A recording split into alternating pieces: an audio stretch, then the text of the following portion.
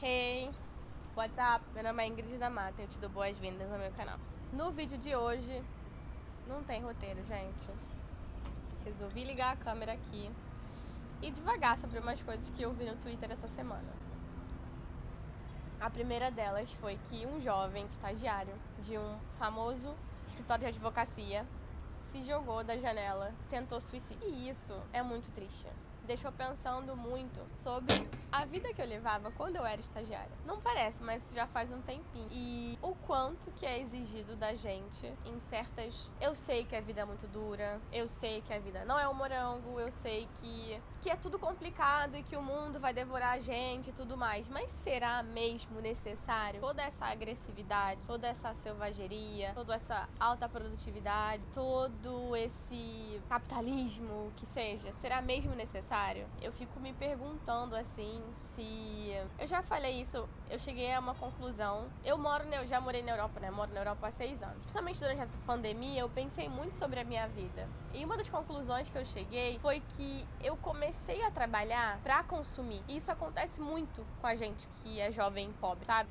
A gente é pobre e a gente começa a trabalhar pra consumir. A gente começa a trabalhar pra comprar roupa, pra comprar tênis, pra comprar um creme de cabelo melhor, pra comprar... A gente não tem muito essa questão de trabalhar pra construir uma carreira. A gente começa a trabalhar pra consumir, porque nossos pais não podem bancar isso com a gente, né? Isso ainda é uma minoria, tá? Não é todo mundo, porque também muita gente começa a trabalhar porque precisa começar a trabalhar, porque precisa ajudar em casa, porque só a renda dos pais não é suficiente. Como eu falei, né, eu já morei nos Estados Unidos e morei na Europa. Nos Estados Unidos, a cultura lá é de trabalhar sempre. É a cultura do trabalho. Então é muito normal, é muito comum, às vezes, você ver uma criança vendendo limonada na porta da casa dela, alguém durante o verão estagiando nesse Starbucks, nessas redes de café, de fast food, né, durante as férias, porque eles são muito assim, é tipo, junta dinheiro pra fazer tuas paradas, sabe? Dinheiro, trabalho, lá isso tem muito valor. E isso é totalmente contrário do modelo europeu. A qualidade de vida lá e como eles pensam é totalmente diferente. Eu fui fazer um mestrado com 26 anos em Portugal. Tinha gente na minha turma, mais ou menos a minha idade, e às vezes mais nova, que nunca tinha trabalhado. E eu cheguei lá, eu já tinha 10 anos, praticamente 10 anos que eu trabalhava. Comecei a trabalhar com 17 anos, né? Eu tava... Em alguns meses eu ia fazer 27. Ou seja, fazia 10 anos que eu estava no mercado de trabalho. Enquanto eu tava lá convivendo, estudando com pessoas que nunca tiveram trabalhado, que nunca trabalharam, que nunca precisaram, que só estudavam, né? Lá eles têm muito essa mentalidade. Primeiro estuda, acaba de estudar, depois você tira um ano sabático, tira um ano pra viajar, pra você fazer o que você quiser, e aí depois você vê o que você arruma um emprego, depois você vê se você faz alguma coisa, sabe? Como eu vim, assim, né? A gente tá no pé dos Estados Unidos, então essa cultura do trabalho aqui no Brasil, ela também é muito intensa, que eu acho muito errado. E a gente tem, tá, uma visão muito errada da gente, né, por aí afora, é a visão que a mídia constrói em cima da gente, principalmente se você não tá no Sudeste, né? Se você é do Nordeste, de que a gente é descansado, de que a gente é preguiçoso. Cara, eu não conheço povo no mundo. E olha que eu já convivi, já fui pra África também, já convivi com várias pessoas do mundo inteiro. Não existe pessoa que mais trabalha no mundo do que a gente, cara, não tem. A gente trabalha pra caramba, a gente se esforça pra caramba, a gente faz muita coisa, a gente é muito bom, a gente se vira em tudo, sabe? Não existe povo que mais trabalha do que a gente. Então, como eu tava falando, a gente tá no pé dos Estados Unidos, então essa cultura do trabalho, do trabalhar, ela tá muito intensificada. E lá na Europa é completamente diferente. Lá não existe isso, né? É totalmente diferente. E quando eu tava estagiando, cara, eu vi o quanto eu era guerreira também. E eu realmente falo, cara, como eu suportei, eu falo, né? A gente para pra pensar como durante 4 anos eu trabalhava de manhã e eu, né, sou da periferia, então eu trabalhava na Zona Sul, no centro. E é mais ou menos, eu ia de metrô. E aí eu demorava, sei lá, 1 hora, 2 horas por dia, 1 hora e meia de transporte, né? Então eu tinha que sair muito mais cedo. Aí eu trabalhava de manhã, que eu estagiava, então era 6 horas. Trabalhava de manhã e de tarde. Eu ia pra faculdade e depois eu só voltava, tipo assim, muito tarde da noite. Chegava em casa, tipo assim, cheia de fome, quase comendo a tampa das panelas. Passava o dia inteiro carregando livro, carregando marmita, carregando um monte de coisa. E depois eu penso, tipo assim, cara, isso não me fez uma pessoa melhor, tá ligado? Isso só me fez uma pessoa cansada. Eu odeio uma das coisas aqui também, que é romantização da pobreza, romantização da dificuldade, romantização de que, caraca, muito bom, você conseguiu. Gente, isso não é legal, cara. Sabe o que é legal? É legal a gente fazer as coisas com facilidade, com tranquilidade, ter ambiente, ter o trabalho, ter as escolas, ter tudo perto da nossa casa. Não é legal você passar 20 horas no transporte, você trabalhar mais do que você deveria. Que ainda tinha isso também. Porque pra você ser um estagiário bom, pra você ser contratado, pra você ser efetivado, você tem que trabalhar mais horas, que é o normal. Sendo que como que você vai trabalhar mais horas se você precisa se dedicar a um curso que também tem uma jornada, uma carga horária super pesada? Não bate, não faz sentido. Então, eu consigo compreender a dor dessa pessoa, desse menino. No sentido, tipo assim, o desespero, sabe? Eu tô muito feliz que o pior não aconteceu.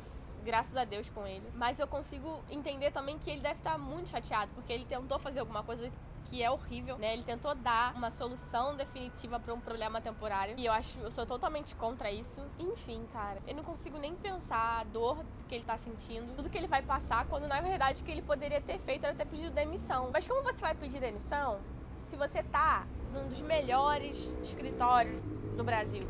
Como você vai fazer isso? Como é que você vai desistir? Uma das coisas também que eu odeio na nossa cultura é que a gente não pode desistir de nada.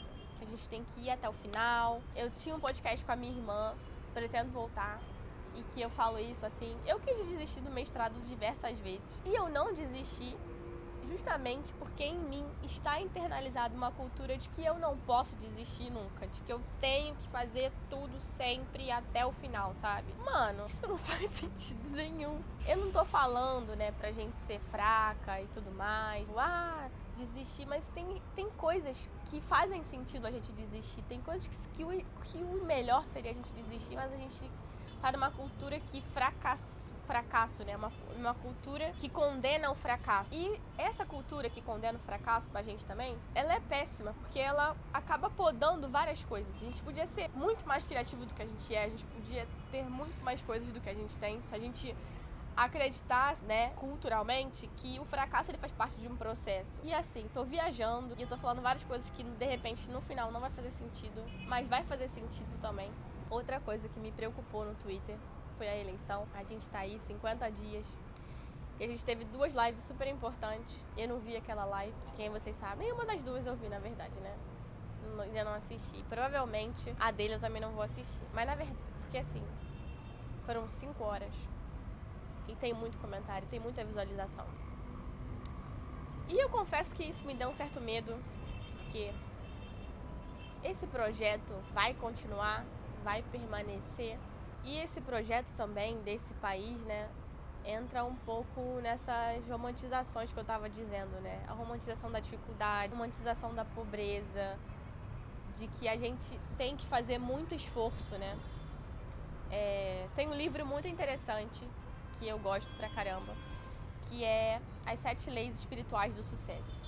E uma das leis que eu me apaixonei e que eu tento seguir, ela é a lei do mínimo esforço, que é a natureza, ela não faz esforço pra acontecer, né? Tem até um versículo que eu não sei qual agora, mas tem um versículo que fala assim: veja como os lírios do campo são lindos, né? Como eles se vestem e tal. Eles não fazem esforço pra existir, eles só são bonitos, eles só são aquilo.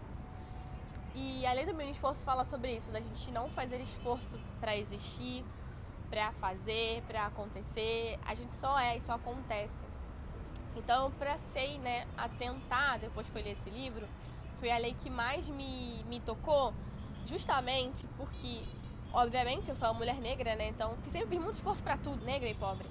Então, assim, isso me tocou, essa foi a lei que mais que eu achei interessante, foi porque, assim, cara, eu já fiz tanto esforço pra tudo na vida, esforço pra aprender inglês, esforço pra morar fora, esforço pra terminar um mestrado, esforço pra fazer faculdade, esforço pra trabalhar, esforço pra esse esforço.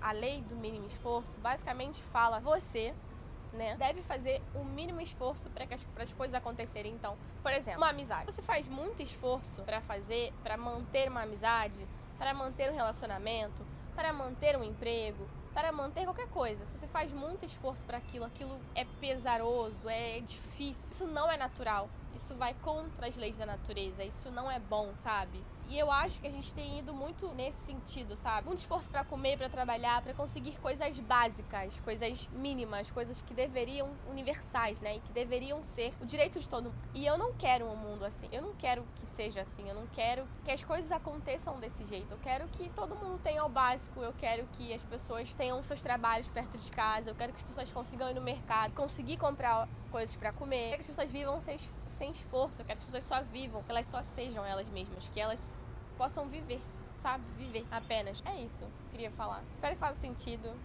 Espero que ressoe no seu coração. Depois eu volto aí pra falar, pra beber chá e pra falar mais sobre alguma coisa que eu acho, né, interessante, ou que eu acho maluca, que eu também não acho interessante, ou que eu só venho aqui falar. Um beijo.